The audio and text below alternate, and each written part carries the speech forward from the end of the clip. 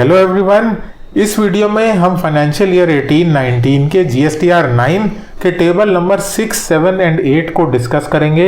इन tables में ITC की सारी डिटेल्स हमें भरनी पड़ती है और साथ ही में मैं आपको ये भी बताऊंगा कि स्पिल ओवर ट्रांजैक्शंस मतलब कि 17-18 के ट्रांजैक्शंस जो कि 18-19 में आपने दिखाए थे और 18-19 के ट्रांजैक्शंस जो कि आपने 19-20 फाइनेंशियल ईयर में दिखाए थे, उन ट्रांजैक्शंस का डिस्क्लोजर कहां पर और किस तरह से करना है।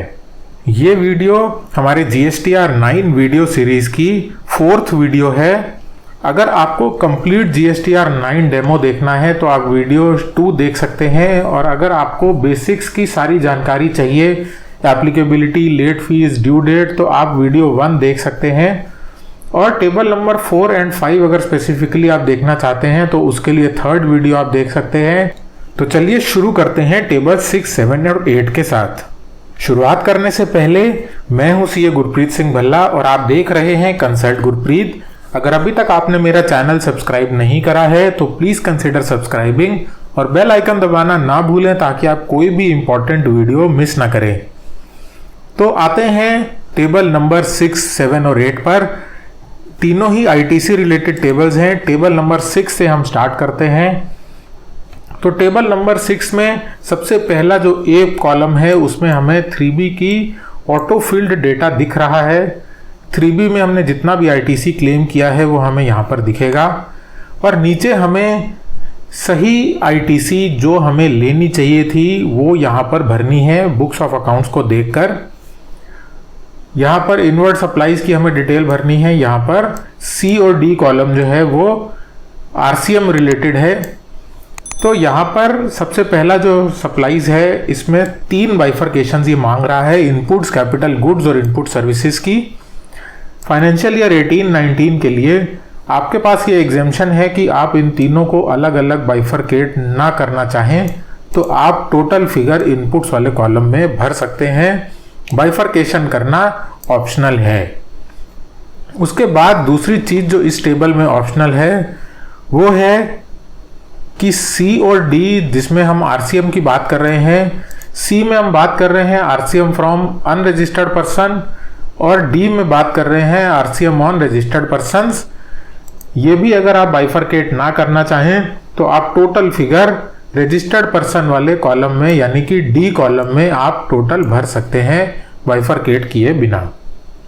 और ये जो अमाउंट्स हमें इसमें भरने हैं ये सही अमाउंट्स भरने हैं और सिर्फ वो अमाउंट्स भरने हैं जो कि पूरी तरह से फाइनेंशियल ईयर 18-19 से रिलेटेड है। इसमें मैं अभी कोई भी स्पिल ओवर ट्रांजैक्शंस की बात नहीं कर रहा हूँ। स्पिल ओवर ट्रांजैक्शंस की बात मैं अलग से करूंगा विद प्रैक्टिकल केस स्टडीज, तो वीडियो के एंड तक बने रहें, आपके बहुत काम आने वाली है। तो ये तो हो गई फाइनेंशियल ईयर 18-19 की डिटेल्स। अब आ जाते हैं स्पिल ओवर ट्रांजैक्शंस पे कि स्पिल ओवर ट्रांजैक्शंस को किस तरह से आपको दिखाना है। उसके लिए ये आपके सामने एक केस स्टडी है। सारे केसेस, सारे जो सिनेरियोज बन सकते हैं GSTR 9 भरते समय वो सब मैंने इसमें एक एक करके डिस्कस किए हैं। तो सबसे पहले पॉइंट पर आते हैं कि अगर कोई 17-18 का ट्रांजैक्शन था, कोई 17-18 की ITC थी जो कि 17-18 के फाइनेंशियल स्टेटमेंट्स में थी, बुक्स ऑफ अकाउंट्स में थी, लेकिन हमने उसको 18-19 के 3B में क्लेम किया, तो वो डिटेल कहाँ जाएगी? तो वो डिटेल जाएगी टेबल नंबर 6 में। तो एक बार देख लेते हैं। टेबल नंबर 6 आपके सामने ओपन है। 17-18 का कोई ITC जो कि 18-19 में आपने लिया तो उसके लिए आपके लिए अप्रोप्रिएट कॉलम है 6M।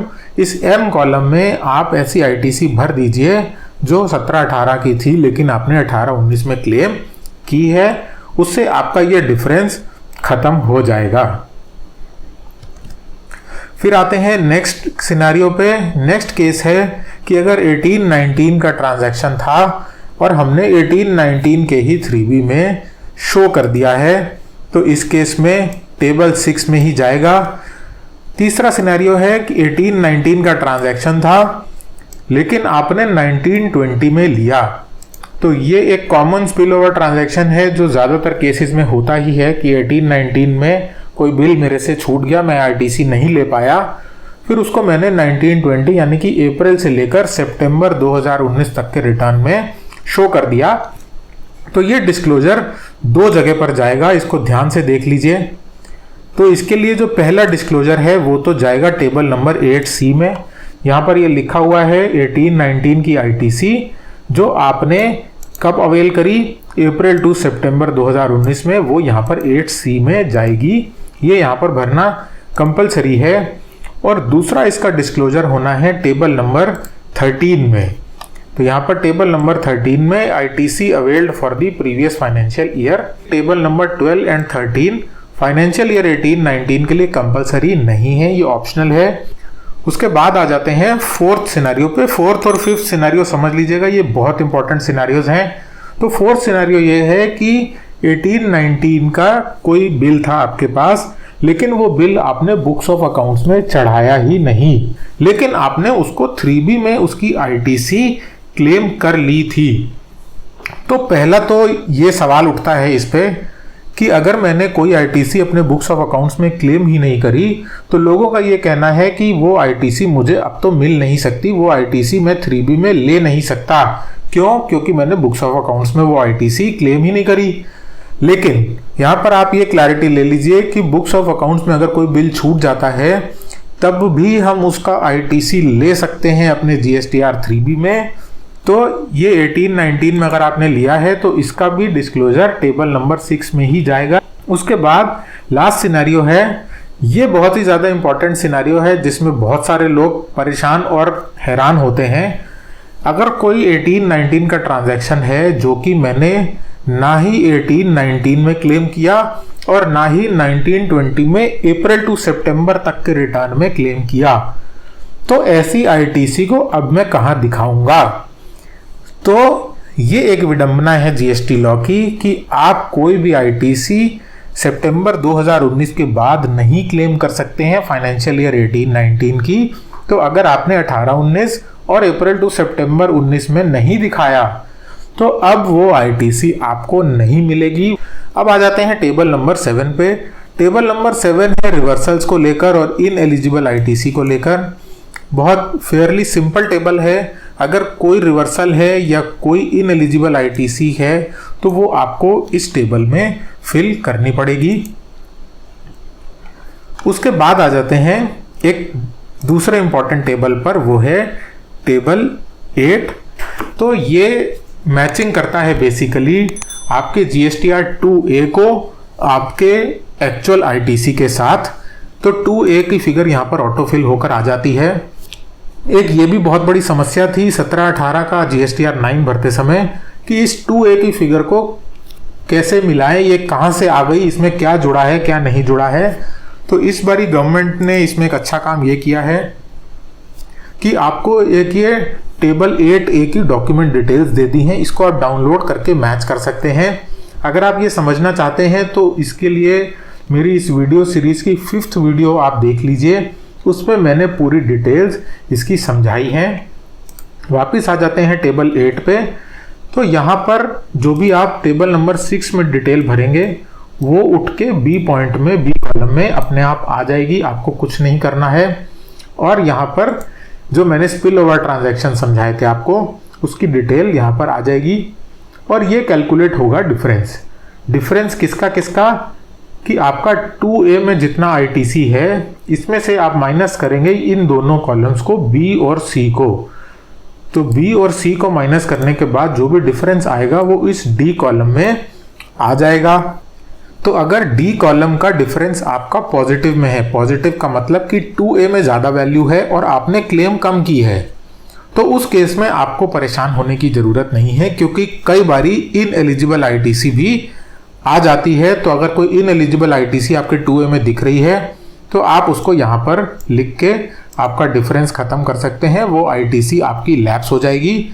लेकिन अगर इसका डिफरेंस आपका 0 आ रहा है या इसका डिफरेंस नेगेटिव आ रहा है, माइनस में आ रहा है, मतलब 2A में कम आईटीसी दिख रहा है लेकिन आपने ज़्यादा क्लेम कर लिया है, इस सिनेरियो में आपको दो काम बहुत ही महत्वपूर्ण तरीके से करने पड़ेंगे। पहला काम ये है कि आपको अपना 2A जो है वो प्रॉपरली मैच कराना पड़ेगा बुक्स ऑफ अकाउंट से। ताकि आप ये पता लगा पाएँ कि कौन से ऐसे बिल्स हैं। आपको बिल वाइज आइडेंटिफाई करना पड़ेगा कि कौन से बिल्स 2A में नहीं दिख रहे हैं, क्योंकि आपसे फ्यूचर में ये क्वेश्चन किया जा सकता है और आपके ऊपर डिमांड भी रेज की जा सकती है।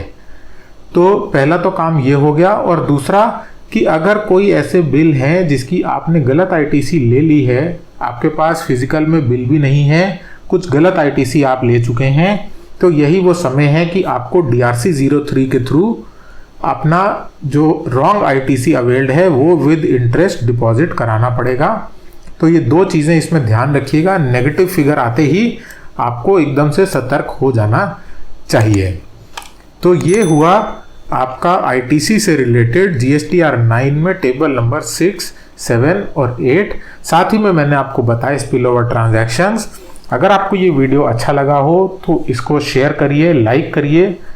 अगर आपने चैनल सब्सक्राइब नहीं किया है तो चैनल सब्सक्राइब कर लीजिए। Thank you so much for watching the video.